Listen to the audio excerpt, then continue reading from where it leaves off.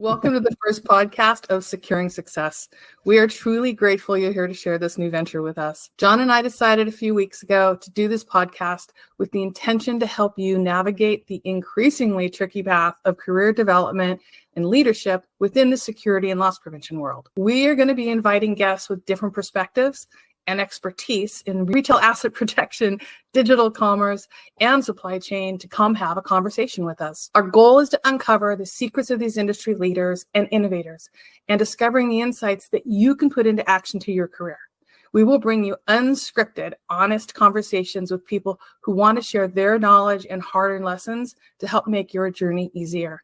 Thanks for being here. This is Jim Palmer, an old friend of mine and has an amazing background and career. He is the Chief Resilience Officer of the Coast Guard Exchange. So, Jim, like I said, you've had a really interesting career, and your current leadership role, as you described it to me, is so unique to the protection industry. Can you please tell everybody about your career and kind of what brought you to where you are today? Sure. Well, first and foremost, thanks for having me on. I appreciate being the first. At the end of the day, sometimes being a guinea pig can be a good thing or a bad thing, but I think this one will be a good thing. And again, thanks for the accolades with the career. It's humbling to say the least. I got out of the Army around 1996, and then I stumbled into this career like most other folks have stumbled into it, and won't go down the rabbit hole with that story. But I started out at Lord & Taylor, kind of worked my way up. I ended up at LP Innovations. They were just starting out at around 2000. And, that was such a great experience. I mean, the plethora of retailers back then, throw some old names out, Blockbuster, right? Oh my gosh. Delia's, Golfsmith. I mean, all the way down to Whole Foods Market. So it was like drinking retail from a fire hose, right? And so Stephen was really on to something with that concept, Stephen May. And it was a good ride. In fact, it was a bittersweet departure, but Total Wine&More at the time was local to the area that I was living in, DC Metro, Northern Virginia. And they had posted a job about somebody coming in and create a program from scratch for them. And I went, I think I can do that after this LPI stint because, I know a lot. Well, at least I felt like I knew a lot, right? Little did I know, your first rodeo, you go in and you make a ton of mistakes, right? But those are all good mistakes because I was able to learn from them, grow from them, so on and so forth. So started with Total Wine. We were $300 million in revenue at the time. And then when the Coast Guard deal came on, I said, wait a second opportunity to go create another program with my name on it. Who gets that kind of opportunity? I thought it was hitting the lucky, the lottery, if you will. And so my first interview with the Coast Guard, I was in a parking lot in Phoenix, Arizona. Second interview, I was in LA. Third interview, I was in Charleston, South Carolina. And that was one where they said, hey, come on in. And I grew up a Navy brat, then I was in the Army. So walking into the Coast Guard office, I was like, that feels familiar. It kind of felt like, going home, if you will. So I was super prepared for the interview. And if I can give anybody any advice, when you talk about securing success, you got to be in it to win it. I did so much homework on this job. I mean, I was studying everything that I needed to know. I was networking with my now counterparts with the other military services. So I show up, I go down, now I walk into a room and I'm interviewing with basically my future peers and a commander in the Coast Guard, that's sitting across the conference room table in his ODUs, right? The blue uniform that you see them wear all the time, the solid blue. And I'm just like, wow, wasn't prepared for a panel interview. So I was transparent. I said, hey guys, morning. I wasn't prepared for all this. Can I take my suit coat off? And, got myself prepared, had all my notes. And I honestly think what helped seal the deal for me on that, besides just being overly prepared, was being able to talk to each individual about their responsibilities and their roles in the organization at the end. So when I talked to the COO, I had something prepared for him, the CFO, something prepared for him. I even had something prepared for the commander. It's well, hey, you're active duty Coast Guard. What's it like to be in charge of all of this kind of thing? And then, the CIO, so I had stuff prepared. CIO, PCI compliance 15 years ago was real big. Everybody's PCI compliance, what do we do? And my job coming in was primarily focused on getting the Coast Guard PCI compliant in all the business lines. So I studied PCI compliance like you would not believe. Like I could read that book back and forth and tell you all about it.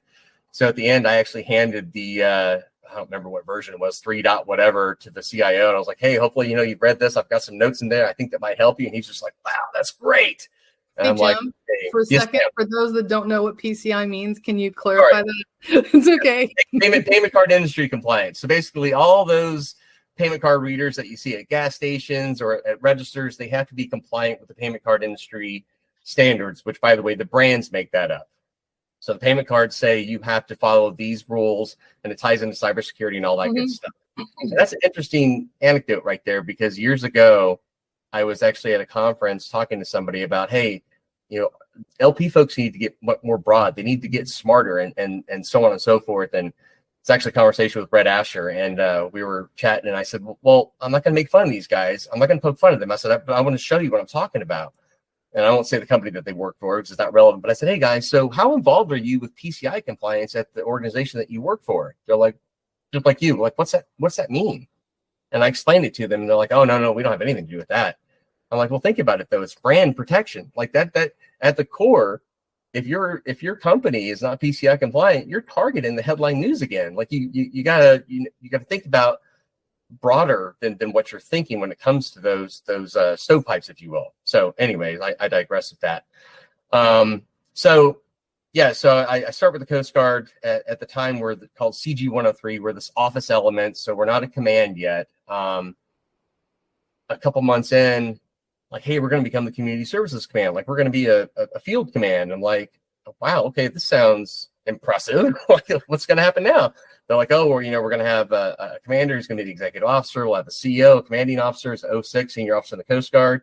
And for those of you who don't know, an 06 is one step away from admiral, so it's kind of a big deal to have a field command. And we're actually one of 3 major field commands that report in the Personnel Service Center in Washington, D.C. So when we go to our board of directors, it's comprised of SES, civilians, admirals, so on and so forth. So these folks biannually basically sign off on our financials and what we want to invest in, the capital investment board, and so on and so forth. Kind of like you would see in a traditional organization, but private sector versus government, 2 different beasts at the end of the day.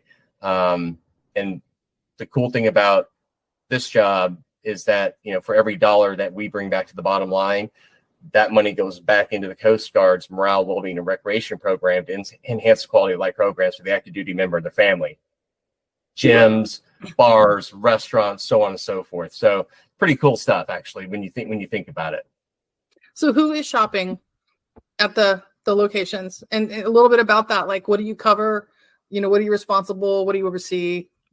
Yeah, so we have around, I would say 65-ish exchanges, because sometimes it kind of fluctuates depending upon, we have micro-marts, bona fide brick and mortar retail stores. The vast majority of our brick and mortar, 60%, are C-stores, convenience stores, right? So you take a look at, it's a good example would be like in Cape Cod, we've got like a little mini mart there with a gas station kind of element. So basically anything that you would find in a small town, you'd find like on a Coast Guard base, and primarily on a big DoD base like Army, Air Force, Navy. So we're much smaller. In fact, the NYPD is actually larger than the entire active duty force of the Coast Guard, to put things in perspective, right? So wow. Coast Guard is doing a lot of things with a lot less people than folks imagine. In fact, we always talk about the 3 guys in Keokuk, Iowa on the buoy tender. How do we make sure that they've got their per capita distribution of around $150 a year, so they can maybe go buy a basketball or a football or something, for their own morale, a barbecue, so on and so forth. So the folks that can shop with this, all DHS personnel.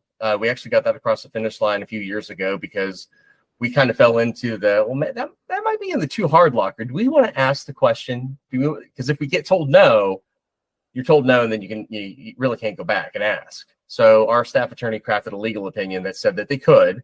Our board approved it, and so that opened up our patronage to about, I think all of DHS is around 200,000 folks or so. Like, Oh, wow. Border Patrol, TSA, like all those folks, they're eligible to shop, and they can shop online as well. And of course, all active duty personnel, their immediate family, dependents, and then retirees, Coast Guard auxiliary folks, the folks that actually volunteer. So there's folks that volunteer to be Coast Guard auxiliary that go out and patrol the waters. So they wear the Coast Guard uniform. They're allowed to have full shopping privileges, so on and so forth. And, it's really the right thing to do by giving them those privileges, because, they're actually doing what a Coast Guard member does, active duty, but for free. So at least it's, it's what we call a non-pay compensation benefit. All DoD civilians, and of course, any branch of military can shop. So we've got that little niche, and we still have trouble marketing to those folks. We can't quite figure out how to crack that nut yet, but we're working on it. We're interested in your experience, because you're kind of one of the rare ones. You have the private sector and you have a significant amount of military experience. Does any of the things that you've learned being involved with the military and the leadership, is there anything that you could share with our viewers that can apply to the private sector? Yeah, it's an interesting question, John, because I growing up a Navy brat, my dad was a chief, right? And so the chief's the backbone of the military, right? And I was in the infantry, and it was old school, parade, rest, all the stuff. So I always had this very hard line, professional and business, right? I met my first squad leader. He's like, hey, listen, Friday night, it's Jim and Jeff. Monday morning, it's yes, sergeant, no, sergeant. You're doing push-ups if you screw up, that whole thing. So I was like, got it. Nope, understood. Get it. And so I've always kind of had that hard line, right?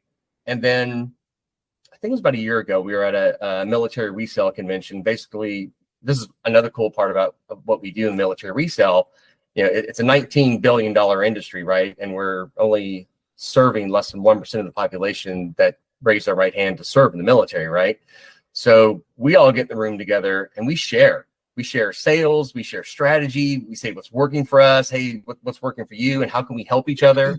And so we rely heavily on our partners in military resale to help us. But where I'm going with that is the CEO for Army Air Force Exchange Service got up and was telling a story before he got into, and everybody does these really cool videos, by the way, right? It shows that, cool folks are deployed, like all the stuff. He told the story about leadership, and he said, there was this up and coming general that was looking to another general for guidance and leadership. And so the junior general that was coming up said, sir, how do you lead men into battle and beyond? Like, how do you do it? Like, I'm nervous, right? And he thought about it for a second. And he looked at the younger general and he goes, you love them, and they will follow you. Really made me think about my leadership style, and was I loving my people? And the answer is no, I wasn't. And it made me take a hard look at myself. And I went, gosh, I have to do better.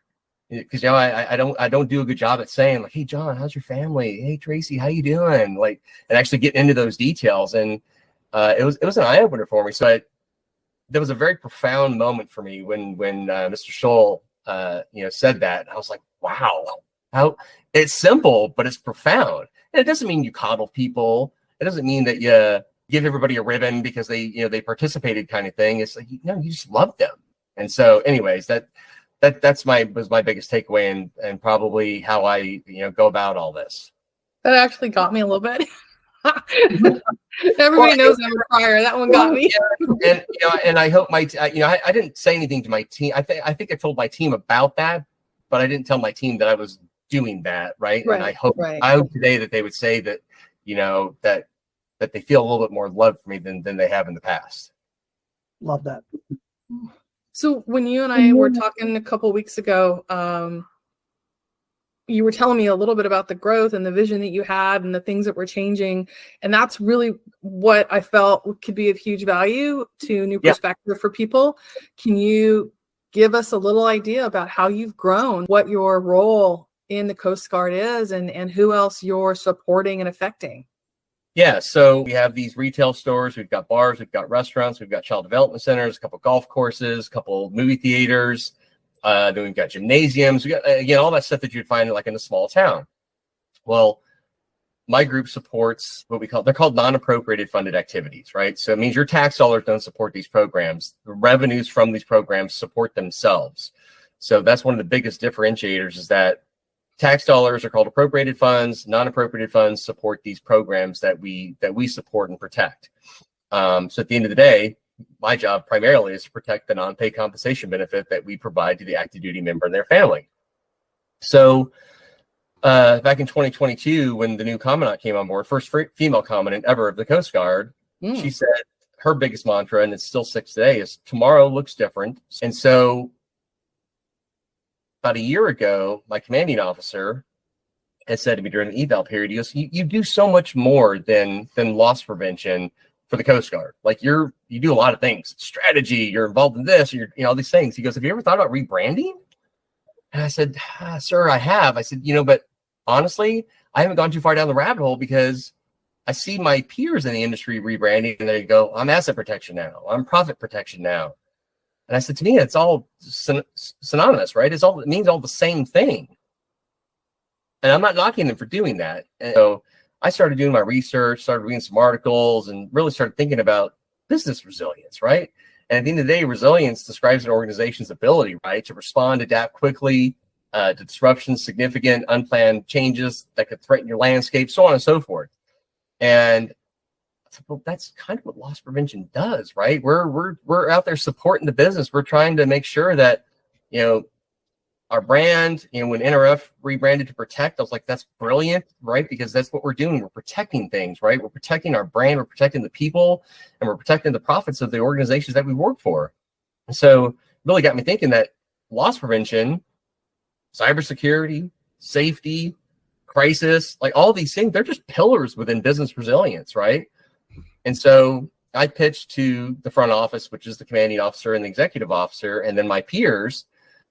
And they immediately were like, yeah, this makes so much sense. This is perfect. And, a couple of them were Googling it while we're sitting at our offsite strategy meeting. They're like, yeah, this is perfect. This makes a lot of sense. It gave me the latitude for getting more involved, hiring resiliency, cyber resiliency, financial resiliency. Everything that we do needs to be resilient, right? And so the division now of loss prevention is the first pillar within business resilience. Now that gives us opportunity as we continue to grow as an organization. Well, we need to hire a training officer. Okay, well, maybe we put training under business resilience. And I'm not looking to build a kingdom. I think anybody will tell you that knows me, I'm not about building headcount by any stretch of the imagination. But I also want to do what's right for the organization. And so as as people retire, as people go to other organizations, there's going to be opportunities where, well, hey, where should this pillar live? Where does it go? And I think business resilience has the potential to be broad enough to allow some of those pillars to be created or to go live within that. So far, so good. And really, it was just kind of changing from the chief security officer role to the chief resilience officer role. And the rebranding, honestly, internally was just no problem. That was just BR. Like they're calling me the BR. It's BR instead of LP. But also, I felt that also the optics, and I'm sure, John, I know you can relate, right? Oh, it's the LP guy. Sometimes when you're the LP guy, folks go, well, why is he doing that? Or why is she doing that? But if they go, oh, hey, maybe we should get the business resilience guy in there to help us out. To me, that's much more palatable and gives the optics of what it is, business resilience, right? Part of our goal for the podcast is to bring resources and ideas and thoughts, pushing the edge, helping everybody.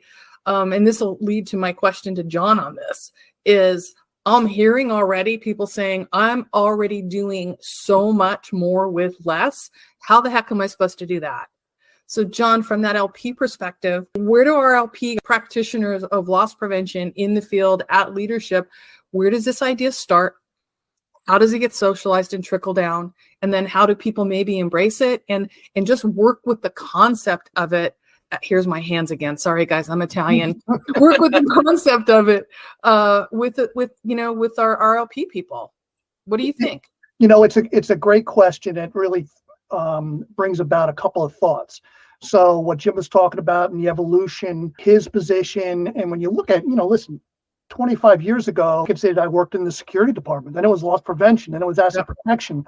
But it's an evolving business, So when you look at the complexity of omnichannel, if you look at total retail loss methodology, there's no doubt we're going to have a change in naming convention for what we do.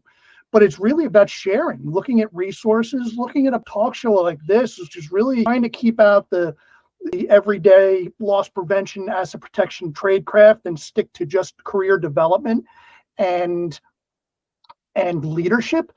But either way, there's lots of different resources. So you got to be open to growing every day, asking lots of questions, just like any great investigator asks lots of questions. Same thing with what we do. So that's really the best way to be able to learn all of these different things that maybe is not in your job description, but you got to know. PCI compliance wasn't part of Jim's job description, but he had to know it. So I really think it just comes down to how much do you want to improve every day? How much do you want to learn every day? Do you want to learn something new? Do you want to improve every day? Those are the things really that it comes down to in order to stay ahead in this business. It is interesting. So when I came on board with the Coast Guard, I was fortunate that the job had a seat at the table by design. That their vision was that this person was in the C-suite sitting at the table. They treated me like their peer from day one when I walked in the door. But to like what John's saying, I think if you don't have a seat at the table, if you're not vying for a seat at the table and you're a senior leadership role in loss prevention and asset protection, if you don't have visibility to what's going on at that level, it's difficult to take on more sometimes, I think, and it's difficult to be more broad because you're just perceived to be the LP guy or the AP guy. Now, mind you, I wasn't given my seat at the table. I earned that, right? In my mind, I earned it. And I think had I come in and I wasn't suitable to be sitting at that table, we wouldn't be having this conversation today 15 years later.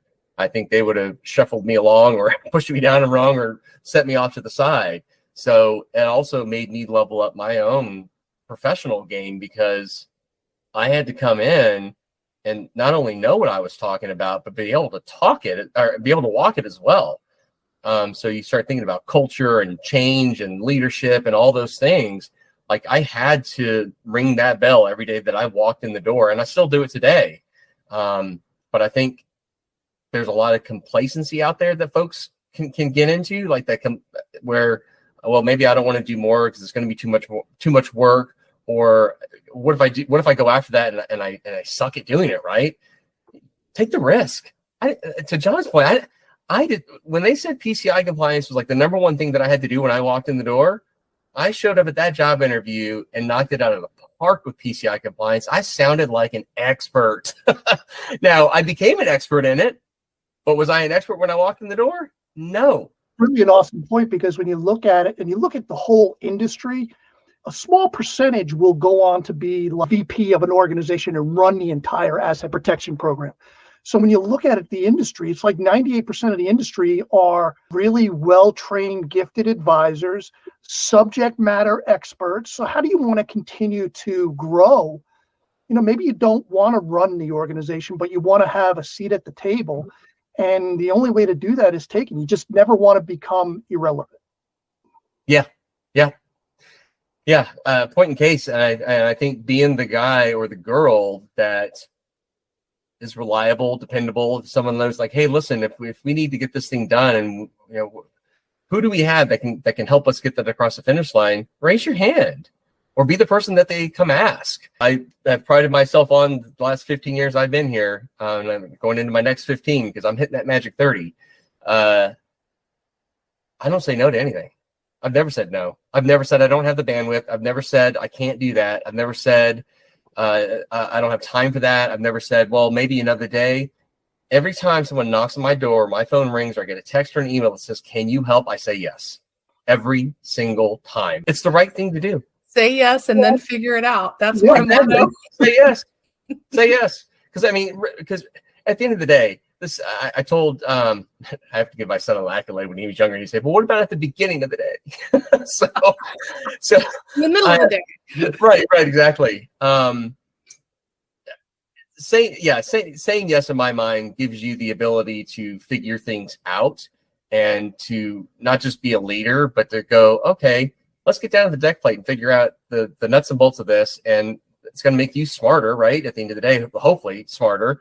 And then you'll have something else that you can add into your skill set in your toolkit to help the organization and yourself and your team be more successful too. To me, there's no harm in saying yes, because a lot of times these projects, they're short-lived, right? They might want you to be a project manager for something, or hey, just can you help with this focus group, get this done? So let's get the job done. That way you can be successful. And by the way, you get all the credit. So the other piece for me from on the leadership side and being in a support role my entire career, I'm happy to work behind the scenes and not get credit. I don't need pats on the back. But again, eyes wide open, I know that I need to do that for the people that work for me, right? I need to be a better leader, pat them on the back and show them recognition and their appreciation, so on and so forth. That stuff doesn't make me tick, but I also realize that it makes others tick. Mm-hmm. From a career coach, kind of personal coach aspect, I also want to add that it's important to let your leadership know you want and are ready for more and to ask. Yeah. It's really important to ask, because if you're waiting for somebody to come knock on your door when they don't know you're available or interested, you're just kind of throwing half the dice. So I want to put that out there to figure out the things that you really love doing about your job that makes you tick, that you want to do more of, or that you see people in the position that you want doing, overseeing, managing, and ask for exposure and engagement on those types of projects. And that's really going to give you the visibility to C-suite and higher level for those opportunities for somebody to come knock at your door. Volunteering's key. I mean, in the middle of December, our director of store operations had to go out on medical leave. I said, I'll run the stores then. I've run stores before. I'll do it. Good for you. Seriously, I'm like, yeah, I'll run stores. No problem. So I ran stores, through February. And when he came back, I said, here's your stores back.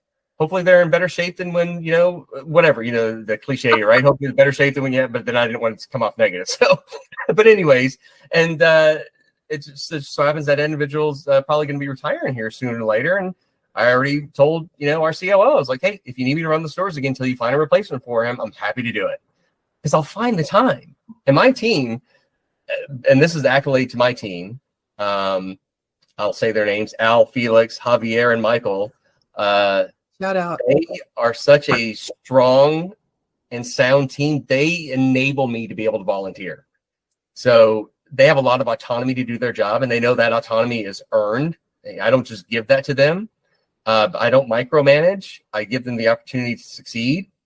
And really by creating this pillar, it's going to give Al the opportunity to really be kind of the division lead for loss prevention, right? Give him that opportunity to kind of have more ownership in that program, because he's doing so much more for the Coast Guard, kind of like how I have been.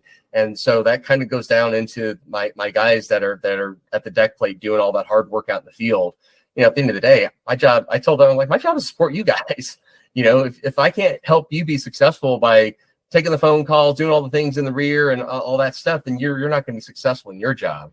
So I think, and they know, they're like, hey, listen, we heard that, the ops guy's going to retire soon. You're going to volunteer to run stores. We like when you ran stores. So it's those kind of things it's just indicative of, raise your hand, say yes. I love that so much, Jim and Tracy. It's like you have to be your own advocate. Don't assume everybody has you top of mind. Create the opportunity for yourself, ask questions, and volunteer. What's the worst thing that could happen? Worst thing that can happen, right? No, we don't want you to run stores. We don't think you're qualified, or no, we've got somebody else in line, and that's okay. But at least they know that I've got their back. I've got the business's back. We're down our HR director. So the assistant is, scrambling, trying to keep up with all this stuff. I texted her today and I said, hey, listen, if you need help, just ask. I'll help you. And the follow-up question to that is, what do I need to do and prove to you to get to see in your eyes to be in that position to do it? That's right. Yeah. We want to talk about career development. You got to dig, you got to ask. Like you said, John, you got to be your own advocate for sure. And you can also advocate for your own mentors, right? You can look for mentors. You can say, listen, hey, I think you're sharp. Can you help me get to the next level, or help me understand better what you do for the organization, so I can start leveraging that skill? Because if you don't fundamentally understand what everybody else is doing, how can you be successful? That's a great idea for a future show, Tracy, is mentors. They're like silent leaders. They don't get any credit, but they're amazing figures in people's careers. So we should think about maybe doing something about that. Absolutely. We've got so many great ideas and topics coming up. I mean, we've got, between John and I, our Rolodex, because we're a little bit older, of relationships and contacts that goes back, the depth of knowledge and wisdom that we want to bring to this podcast. I'm honestly just so excited about it. The reason I acquired the LP Jobs website was to do this. This is an out branch of that. And I feel honestly so blessed and grateful to have people like you guys in my life. I just want to thank you. So, Jim, was there anything else that we kind of missed on what you're touching in your job? You're pretty thorough and good at that. I don't think so. I could talk about the Coast Guard all day long, because I truly love how much you love it. Anything that we do, anything that we say we're going to spend money on, ask one question: how is it going to affect a quality of life program for the active duty member and their family? And if you can say, well, if we do this, it's going to enhance it this way, then we'll probably do it. But if you can't answer that question, then we don't need to talk about it, because you don't understand what we're doing here and you don't understand our mission. So I encourage those folks, go figure out who we are and what we do, because that's who we're serving every day. Those who serve and protect and defend the homeland. I will put this out there that I don't care what level you're at. I don't care if you're an LP manager, a lead investigator, or whatever your title is, whatever your role is. If you want to talk to me, you want to learn, if you think I have something valuable to add to your career, find me on LinkedIn. I'm more than happy to engage with you. Oh, you're the best. Oh, you made a great first guest. Yeah, it made it so much easier for us. Well, great. You. So good to see you and all the great things you're doing, man. Thank you so much for being here. Awesome. Thanks for having me. I really appreciate it. Well, that's a wrap. So thank you for watching our very first talk show. So thank you, Tracy. Thank you, Jim. And until next time, take care, everybody. Bye. Thanks.